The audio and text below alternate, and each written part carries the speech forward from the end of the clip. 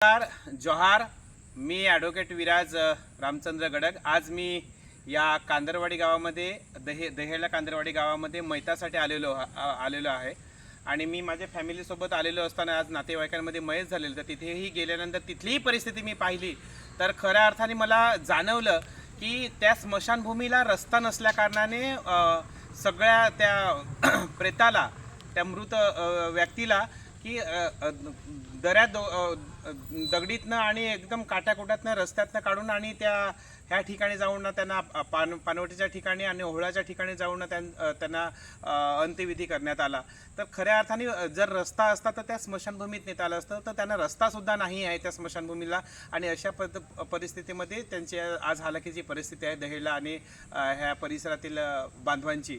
आज आपण ह्या रस्त्याला पाहू शकता की वाघाडीपासून जो रस्ता स्टार्ट होतो तो चरी पावन मार्गे आणि दहेळा मार्गे आणि हा थेट कांदरवाडीपर्यंत जातो। हा जवळजवळ 7-8 किलोमीटरचा रोड आपण पाहू शकता की ह्या 7-8 किलोमीटरच्या रोडमध्ये इतके खड्डे पडलेले आहेत, इतका रस्ता नादुरुस्त झालेला आहे।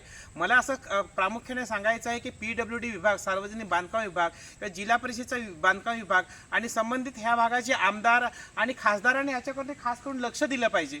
आणि हा इतक्या जंगलामध्ये आपला आदिवासी समाज राहतोय, त्यांना रात्री बेरात्री जर इथे काही जर झालं, त्यांना दवाखान्यात जायचं असेल, त्यांना कॉलेजला जर जायचे असेल तर इतका 7-8 किलोमीटरमध्ये इतके भयंकर रस्त्यामध्ये खड्डे पडलेले आहेत। तर ह्या खड्ड्याची प्रशासनाने दखल घ्यावी आणि हा रस्ता त्यांना त्वरित चांगले रस्ते खड्डे बुजवून देऊन त्यांना चांगला रस्ता मिळवून द्यावा अशी मी या व्हिडिओच्या माध्यमातून आपणा सर्व प्रशासनाला जाहीर आवाहन करतो आणि ही त्यांची मागणी आहे ते आपण मान्य करावी असं मी आपणास या व्हिडिओच्या माध्यमातून सांगू इच्छिते। जोहार, जिंदाबाद।